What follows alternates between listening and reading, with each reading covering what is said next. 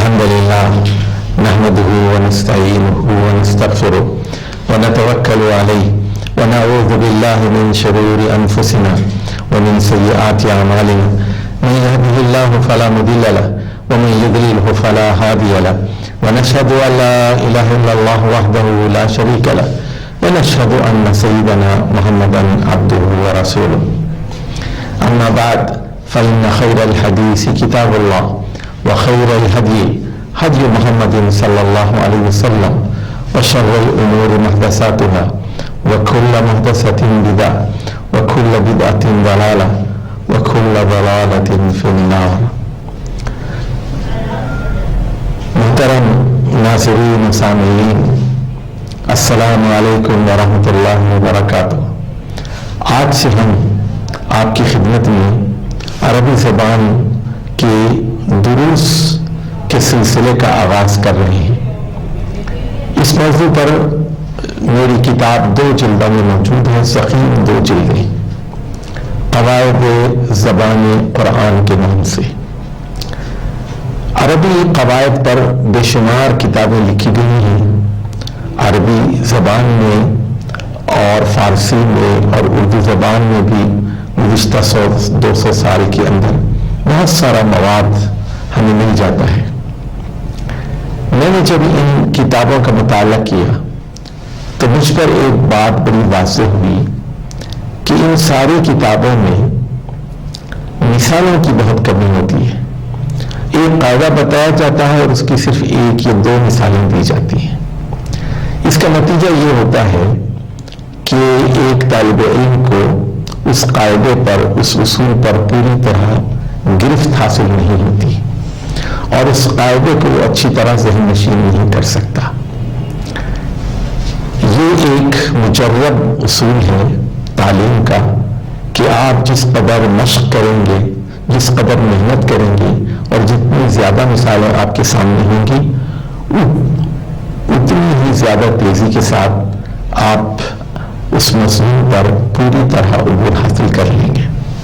چنانچہ میری اس کتاب کی پہلی خصوصیت یہ ہے کہ اس میں کثرت سے مثالیں ہیں اور میں نے کوشش یہ کی ہے کہ مثالیں قرآن مجید سے لے آؤں.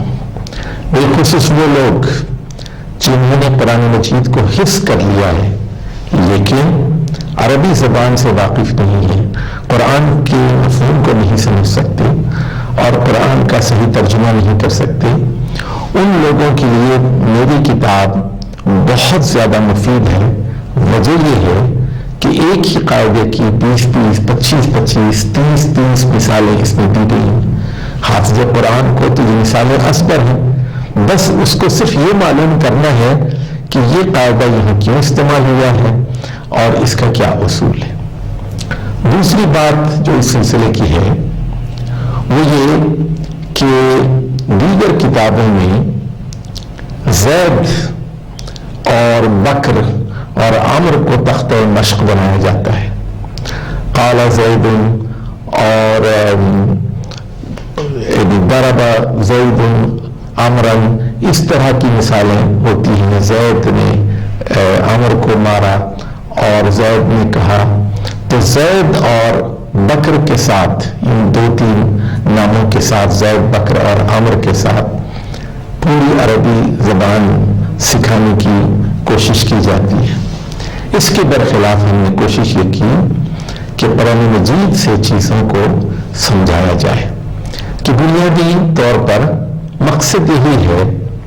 اور بر صغیر ہند و پاک کا ایک طالب علم جب عربی زبان سیکھنے کی کوشش کرتا ہے تو اس کی بنیادی نیت یہی ہوتی ہے کہ وہ قرآن مجید کو بغیر ترجمے کے سمجھنے کی استعداد اپنے اندر پیدا کر لے، یا پھر احادیث کو سمجھنے کی صلاحیت حاصل کر لے. ایک تیسرا مقصد بھی ہو سکتا ہے کہ وہ عرب ممالک میں جا کر ملازمت کرے اور عربوں سے عربی زبان میں گفتگو کر سکے. لیکن ہماری کتاب میں جس بات پر زور ہے وہ قرآن مجید ہے، اور یہ بات بالکل واضح ہو جانی چاہیے کہ العربیہ الفصحی جو کلاسیکل عربک ہے وہ عامیہ سے بالکل مختلف ہے. مصر کی عام عربی زبان جو بولی جاتی ہے اور بول چال میں بہت ہی معروف ہے وہ بالکل مختلف ہے کلاسیکل عربک سے. اسی طرح آپ یمن کا لہجہ مختلف ہے، شامیوں کا لہجہ مختلف ہے، لبنان کا لہجہ مختلف ہے، عراقیوں کا لہجہ مختلف ہے، یمنیوں کا لہجہ مختلف ہے، اور مغربی اور الجزائر اور تونس کے لوگوں کا لہجہ مختلف ہے. لیکن جس چیز کی ہم تعلیم دے رہے ہیں وہ خالص عربی زبان ہے، اور جو قرآن مجید کی زبان ہے اور احادیث نبوی صلی اللہ علیہ وسلم کی زبان ہے، اور عربی مبین اور عربی فصیح ہے. تو اللہ کا نام لے کر ہم اپنے پہلے سبق کا آغاز کرتے ہیں، اور پہلا سبق حروف تہجی کے بارے میں ہے.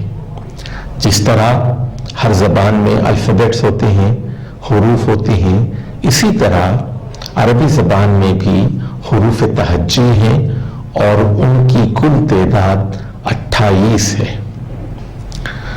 اردو زبان میں بھی اس سے ملتا جلتا قانون ہے، لیکن اردو کے ساتھ ہوا یہ ہے کہ اس میں عربی کے سارے حروف لے لیے گئے ہیں 28 کے 28.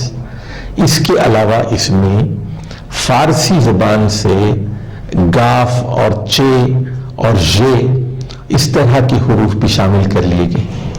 پھر ان آوازوں کو بھی شامل کر لیا گیا ہے جو سنسکرت زبان سے اردو زبان کے اندر داخل ہوئی ہیں.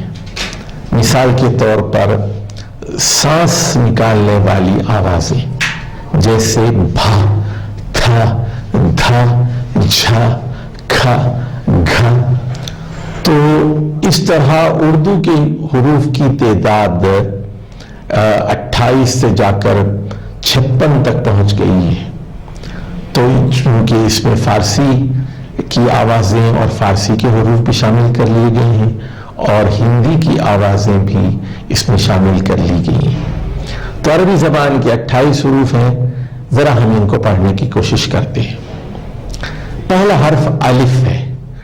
الف باء تاء ثا. الف باء تاء ثا. الف با تا اور ثا، یہ 4 ہو گئے. پھر ہے جیم حاء خا. جیم ہا اور خا. ہا کے بارے میں بتا دوں، یہ بالکل حلق کے نیچے سے نکلنے والی آواز ہے ہا، اور سادہ ہا جو اردو زبان میں بولی جاتی ہے اس سے یہ بالکل مختلف ہے ہا. اور اس کے بعد ہے خا. پھر الف باء تاء ثاء جیم ہا خا. دال ذال را. دال ذال را. دال کے بعد ہے ذال. ذال کی ایک خصوصیت یہ ہے کہ اس میں زبان کو باہر نکالنا پڑتا ہے ذال. جس طرح آپ فا میں زبان کو باہر نکالتے ہیں، فا بالکل ذال بھی اسی طرح ہے، آپ اس کو باہر زبان نکالتے ہیں. پھر ہے را زا. زا کو زئی بھی کہتے ہیں، زا، را اور زا. سین شین صاد ضاد. سین شین صاد. صاد کو موٹا پڑھا جاتا ہے، سین باریک ہے، سین باریک ہے اور صاد کی آواز پر اور موٹی پڑھی جاتی ہے صاد. اور ضاد اصل میں تھوڑی سی مشکل آواز ہے ضاد کی. اور اس کے بعد ہے طا. طاء ظاء عین غین. طاء ظاء عین غین. اور پھر اس کے بعد ہے فا. فاء قاف کاف. اور اکثر لوگ قاف اور کاف میں فرق نہیں کرتے، جبکہ قاف کی آواز مرغی کے بچے کی آواز ہے. چنانچہ یہ بات کہی جاتی ہے کہ آپ نے کبھی مرغی کے بچے کو آواز نکالتے دیکھا ہوگا. وہ اپنی چھوٹی زبان سے جو حلق کے پاس ہوتی ہے وہاں سے وہ قاف کی آواز نکالتی. چھوٹی مرغی جس طرح آپ دیکھتے ہیں قاف، اور یہ کاف سے بالکل مختلف ہے. قاف کی آواز قاف، قاف کاف لام، لام میم نون، نون واو. واو کے بارے میں ایک بات بتانا میں چاہتا ہوں. واو عربی زبان میں ڈبلیو کے مترادف ہے. وا کے لیے دو ہونٹوں کو استعمال کرنا پڑتا ہے. یہ وی کی آواز نہیں ہے. عربی زبان میں وی نہیں ہے، اور اردو والوں کے لیے ذرا عربی میں واو کی آواز نکالنا مشکل ہوتا ہے، اس لیے کہ اردو زبان میں وی کی آواز تو ہے لیکن ڈبلیو کی آواز نہیں ہے، اور عربی زبان میں ڈبلیو کی آواز تو ہے لیکن وی کی آواز نہیں ہے. وی تو ہم ایسے کہتے ہیں، ڈبلیو کے لیے وا کہتے ہیں، وا وا. تو اس طرح اس میں دونوں ہونٹوں کو ہم استعمال کرتے ہیں وا کی شکل میں. واو ان ہا، اور اس کے بعد آخری حرف ہے یا. ایک ضروری وضاحت یہاں میں کرنا چاہتا ہوں. ایک اور حرف ہے حمزہ. اس کو اکثر لوگ حروف تہجی میں 29واں حرف قرار دیتے ہیں، لیکن یہ کوئی نیا حرف نہیں ہے بلکہ یہ الف ہی ہے. جب الف ساکن ہوتا ہے تو اس کو ہم الف کہتے ہیں، اور جب وہ متحرک ہوتا ہے یعنی جب الف کے اوپر زبر لگایا جاتا ہے، زیر لگایا جاتا ہے یا پیش لگایا جاتا ہے، وہ متحرک ہو جاتا ہے اور اس کی آواز آ ای او کی شکل میں نکلتی ہے، تو پھر الف کو الف نہیں کہا جاتا بلکہ اس کو حمزہ کہا جاتا ہے. تو قاعدہ آپ یاد رکھ لیجئے کہ عربی زبان کے 28 حروف ہیں، اور الف اگر ساکن ہو تو اس کا نام الف ہوتا ہے، لیکن جب اس پر زیر زبر پیش آ جائے اور وہ متحرک ہو جائے تو پھر اس کو حمزہ کہتے ہیں.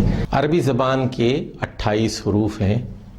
اب ان حروف پر کچھ علامتیں لگائی جاتی ہیں جن کی وجہ سے حروف یا تو متحرک ہو جاتے ہیں یا ساکن ہو جاتے ہیں یا مشدد ہو جاتے ہیں یا منون ہو جاتے ہیں.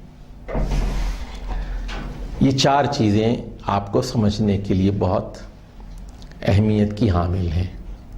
متحرک، متحرک کا مطلب یہ ہے کوئی حرکت ایسی حرف پر لگا دی جاتی ہے جس سے آواز چلنے لگتی ہے، حرکت کرنے لگتی ہے، آگے بڑھنے لگتی ہے. جیسے الف پر آپ جزم لگائیں گے تو الف ساکن ہے، وہ رکا ہوا ہے، جزم ہے، سکون اس پر لگا ہوا ہے، آواز رکی ہوئی. لیکن الف پر اگر آپ، جسے آپ حمزہ کہتے ہیں، اس کے اوپر زبر لگاتے ہیں، یہ زیر لگاتے ہیں، یہ پیش لگاتے ہیں، آ ای او، تو آواز چلنے لگتی ہے، آ ای او. تو یہ حرکت، تو اگر فرض کیجئے، اگر آپ نے فرض کیجئے آپ نے ایک حرف لے لیا، با ہی کو لے لیجئے.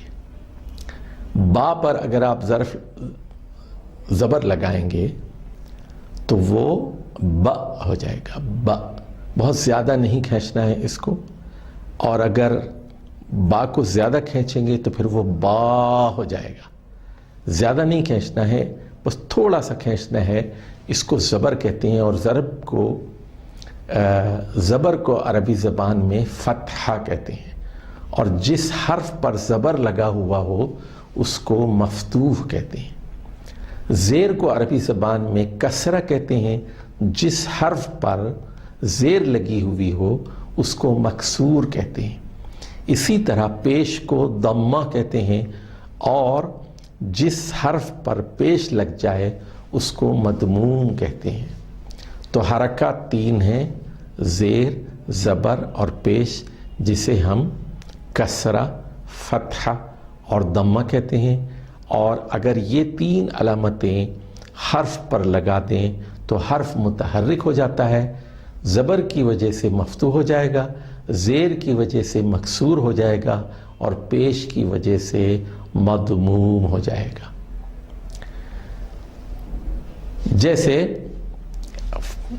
جیسے اس کی کچھ مثالیں ہم دیتے ہیں، جیسے طبلا، طبلا، تو 3 حرف ہیں، اس تینوں کے اوپر زبر ہے، طبلا، ایک آواز، چھوٹی حرکت۔ اسی طرح جب ہم کہتے ہیں ای بی لی، الف، با اور لام، تینوں کے نیچے زیر لگی ہوئی ہے، ای بی لی، ای بی لی، ای بی لی، بہت زیادہ نہیں کھینچنا، ای بی لی، ای بی لی، تینوں حروف مکسور ہو گئے۔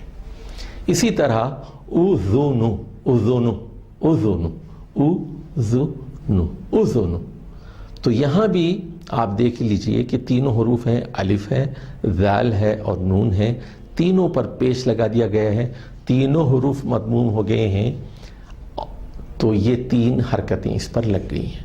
تو حرکتیں 3 قسم کی ہوتی ہیں۔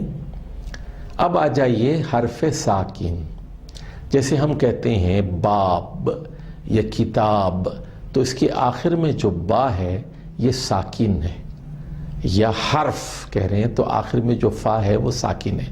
نہ ہم کتابو کہہ رہے ہیں، نہ کتابی کہہ رہے ہیں، نہ کتاب کہہ رہے ہیں، کتاب، کتاب پر ہم رک رہے ہیں، آواز آگے نہیں بڑھ رہی۔ کتاب، کتاب، کتابی میں حرکت ہے، آواز آگے بڑھ رہی ہے، لیکن کتاب، حرف، لام، تو یہاں سکون ہے اور اس کے لیے جزم کی علامت استعمال کی جاتی ہے۔ اب آ جائیے حروف کی ایک اور قسم ہے جس کو ہم مشدد کہتے ہیں، مشدد، یعنی ایسا حرف جس پر تشدید کی علامت لگا دی گئی ہو، شد کی علامت، تشدید کی علامت لگا دی گئی ہو، ایسے حرف کو مشدد کہتے ہیں۔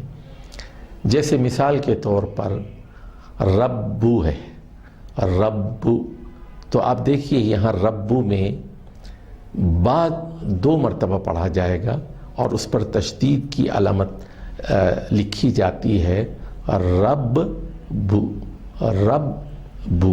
تو آپ غور فرمائیے با کی آواز 2 مرتبہ نکل رہی ہے، لیکن پہلا با ساکن ہے اور دوسرا وہ متحرک ہے۔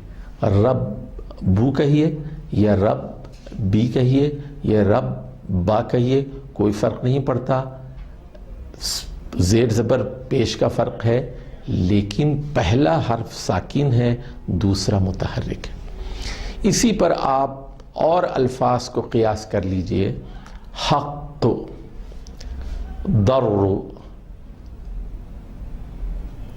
اسی طرح اور حروف کو دیکھ لیجئے، فر، شر، تو شین را را، شر، تو پہلا شر میں پہلا را ساکن ہے اور دوسرا متحرک ہے، اور حق میں بھی پہلا قاف وہ ساکن ہے، دوسرا قاف متحرک ہے۔ تو حرف مشدد وہ حرف ہے جس پر تشدید کی علامت لگائی جاتی ہے اور یہ حرف 2 مرتبہ پڑھا جاتا ہے، اس انداز سے کہ پہلے حرف کو ساکن پڑھتے ہیں اور دوسرے کو متحرک۔ اب حروف کی ایک اور قسم ہے جس کو ہم حرف منون کہتے ہیں۔ منون، منون کا مطلب ہے تنوین والا حرف جس پر تنوین لگا دی گئی ہے۔ تنوین کہتے ہیں 2 زبر کو، 2 زیر کو اور 2 پیش کو، اور 2 زبر کا مطلب ہے فتح، فتحتان، اور 2 زیر کا مطلب ہے کسرتانی، اور 2 پیش کا مطلب ہے دمتانی۔ تو 2 پیش، 2 زبر، 2 زیر، فتحتانی، کسرتانی، دمتانی جب کسی حرف پر لگا دیے جائیں تو ایسا حرف منون کہلاتا ہے۔ مثال کے طور پر آپ حرف ہی کو لیجئے، حرف، تو حرف کے آخر پر اگر فا ہے اور اس پر اگر ہم تنوین لگا دیں اس کو ہم پڑھیں گے حرفن، حرفن۔ تو آپ دیکھیے یہاں ایک حرفن میں نون ساکن کی آواز نکل رہی ہے، حرفن، حرفن، دو پیش ہیں، حرف، اگر ایک پیش ہوتا تو ہم اس کو حرفو کہتے، اور چونکہ دو پیش لگ گئے ہیں اس لیے ہم اس کو حرفن کہہ رہے ہیں۔ تو تنوین دراصل نون ساکن ہی کا نام ہے، حرف کے آگے ایک ہم نے نون ساکن کا اضافہ کر دیا اور حرف فن ہو گیا، حرفن، حرفو کے آگے نون ساکن لگا دیا وہ حرفن ہو گیا۔ تو تنوین علامت ہے، تنوین علامت ہے نون ساکن کی، یہ بات اچھی طرح دماغ میں بٹھا لیجیے، تنوین علامت ہے نون ساکن کی۔ اور اگر دو زبر ہوں تو حرفن پڑھیں گے تب بھی زبر کے بعد ایک نون ساکن ہے، اگر حرفین کہیں دو زیر لگاتے ہیں تب بھی حرفی کے بعد ایک نون ساکن لگایا جا رہا ہے۔ تو منون حرف وہ حرف ہے جس پر دو زبر، دو زیر، دو پیش، فتحتان، کسرتان اور ضمتان کا اضافہ کیا جاتا ہے، اور ایسا حرف جس پر تنوین ہو، جس پر یہ دو علامتیں ہوں، ایسے حرف کو منون کہتے ہیں۔ اب ہم گفتگو کریں گے واولز کے بارے میں، حرکات کے بارے میں، اور یہ ایک بنیادی سبق ہے۔ عربی زبان میں آوازوں کی دو قسمیں ہیں، بڑی آواز اور چھوٹی آواز، اور بڑی آواز کے لیے الف، یا اور واو کا استعمال کیا جاتا ہے، چھوٹی آواز کے لیے تین حرکتیں لگائی جاتی ہیں جنہیں ہم زبر زیر پیش کہتے ہیں اور جنہیں فتحہ، کسرہ اور ضمہ کہتے ہیں۔ تو اس کو ذرا اچھی طرح سمجھنے کی کوشش کر لیجئے کہ جیسے با کے اوپر اگر آپ زبر لگائیں گے وہ ایک چھوٹی حرکت ہے با، اور اگر الف لگائیں گے تو یہ بڑی حرکت ہے با، با، با۔ اسی طرح با کے نیچے اگر زیر لگائیں گے، کسرہ لگائیں گے تو یہ ایک چھوٹی حرکت ہوگی بی، لیکن اگر یا لگائیں گے تو یہ ایک بڑی حرکت ہوگی بی۔ اسی طرح با کے اوپر پیش لگائیں گے تو یہ ایک چھوٹی حرکت ہوگی بو، لیکن اگر با کے ساتھ واو لگا دیں گے آپ تو یہ ایک بڑی حرکت ہوگی اور اس کی آواز ہوگی بو۔ تو میں نے کہا کہ آوازیں دو قسم کی ہیں، بڑی آوازیں اور چھوٹی آوازیں۔ میں نے کہا حرکات کی بھی دو قسمیں ہیں، بڑی حرکات اور چھوٹی حرکات۔ زیر، زبر اور پیش کے ذریعے چھوٹی حرکتوں کو سمجھایا جاتا ہے، جبکہ الف، یا اور واو سے بڑی آوازیں اور بڑی حرکتیں ظاہر کی جاتی ہیں۔ اب آ جائیے، یہ تو ہم بتا چکے ہیں آپ کو کہ عربی زبان میں 28 حروف ہیں۔ اب آ جائیے اس میں جو حروف علت ہیں، واولز ہیں، لانگ واولز، وہ 3 ہیں، الف، واو اور یا، اور باقی جو 25 ہیں وہ کانسوننٹس ہیں، ان کو حروف صحیحہ کہتے ہیں، اور یہ واولز کو حروف علت بھی کہتے ہیں، حروف مدہ بھی کہتے ہیں، اور یہ ڈیفیکٹو لیٹرز کہلاتے ہیں۔ تو 25 حروف صحیح ہیں، کانسوننٹس ہیں، 3 حروف واولز ہیں، لانگ واولز۔ پھر دہرا دوں آپ کو تاکہ بات اچھی طرح آپ کے دماغ میں بیٹھ جائے۔ زبر، زیر اور پیش یہ شارٹ واولز ہیں، چھوٹی حرکتیں ہیں، ب، بی، بو، جبکہ الف، واو اور یا بڑی حرکتیں ہیں، بڑی حرکات ہیں، لانگ واولز ہیں، ان کو حروف علت بھی کہتے ہیں، انہیں حروف مدہ بھی کہتے ہیں، با، بو، بی۔ بعض اوقات یہ ہوتا ہے کہ اس بڑی آواز کو، اس لانگ واول کو فتحہ اشباعی یا ضمہ اشباعی اور کسرہ اشباعی سے ظاہر کیا جاتا ہے۔ جیسے رحمان میں میم کے اوپر ایک زبر کھڑا لگایا جاتا ہے اور آپ اس کو رحمان کہتے ہیں اور اس کی بھی بڑی آواز ہوتی ہے۔ اسی طرح کہ دیکھیے یہاں کتابہو کے میں بو کی آواز تو چھوٹی ہے، ہو کی آواز بڑی ہے اور اسے کتابت میں ایک الٹے پیش کے ذریعے ظاہر کیا جاتا ہے۔ کتابہو میں بو کی آواز چھوٹی آواز ہے اور ہو کی آواز بڑی آواز ہے۔ بالکل اسی طرح بعینہ کتابی میں بی کی جو آواز ہے وہ ایک چھوٹی آواز ہے، شارٹ واول ہے، اور ہی کے نیچے آپ دیکھیے کہ ایک کھڑی زیر ہے، کتابی، یہ لانگ واول ہے۔ تو عربی زبان میں جتنی آوازیں ہیں آپ کو، ان میں یہ 6 باتیں اچھی طرح بٹھا لیجئے کہ 3 آوازیں چھوٹی ہیں، 3 آوازیں بڑی ہیں، 3 شارٹ واولز ہیں، 3 لانگ واولز ہیں۔ تو یہ سارا کھیل انہی آوازوں کا کھیل ہے، یعنی لفظ کیا ہے، جملہ کیا ہے، تلفظ کیا ہے، نطق کیا ہے، جو بھی آپ کہتے ہیں، جو بھی آپ کا تلفظ ہے، دراصل یہ چھوٹی اور بڑی آوازوں کا امتزاج ہے، ایک combination of short vowels and long vowels, a combination of short sounds and long sounds۔ تو یہ ABC ہے، یہ بنیادی بات ہے تلفظ کے بارے میں۔